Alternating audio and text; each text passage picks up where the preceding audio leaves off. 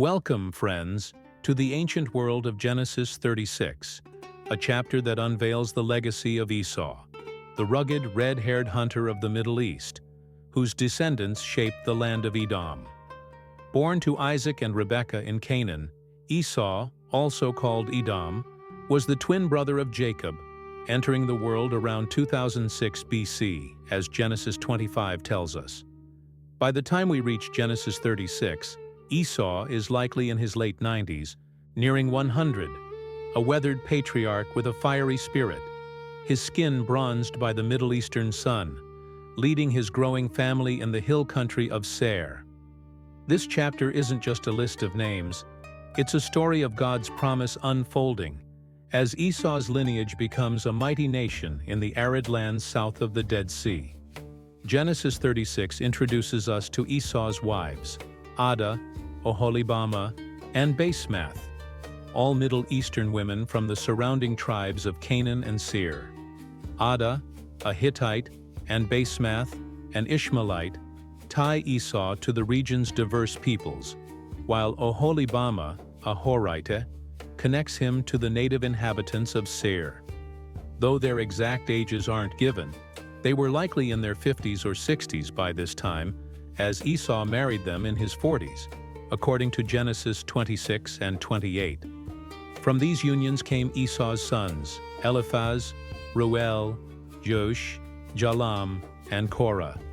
These were grown men, probably in their 30s to 50s, now fathers themselves, their dark hair and beards reflecting the Middle Eastern heritage of their father's line. These sons, raised in the rocky hills of Seir, were shepherds and warriors, carving out a life in a land where survival demanded resilience. As Esau's family grew, so did their influence. Genesis 36 lists the chiefs and clans that emerged from his descendants, men like Taman, Omar, and Zepho, likely in their 20s to 40s, leading tribes across Edom's rugged terrain. These were not just names but Middle Eastern leaders, their skin tanned by the desert sun, guiding their people through trade routes and grazing lands. The chapter also records the kings of Edom, such as Bela, son of Beor, who ruled long before Israel had a king.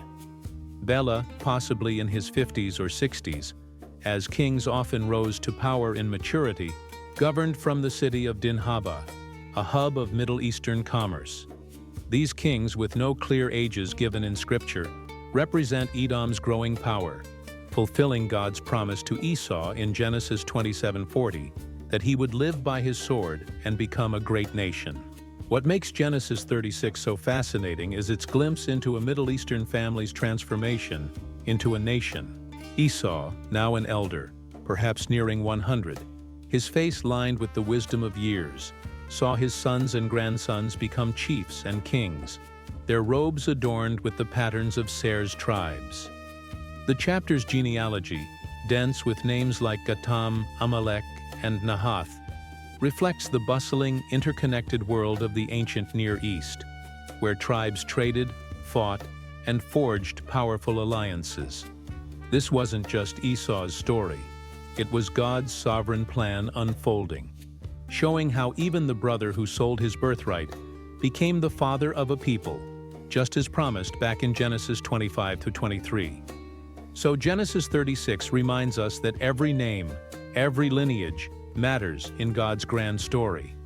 Esau and his descendants, rooted in the vibrant tapestry of the Middle East, show us how faith, family, and destiny intertwine across the generations. Thank you for joining us on this journey through Scripture. If you enjoyed this video, please like, subscribe, and share it with someone who might be blessed by it. May you walk in peace until we meet again.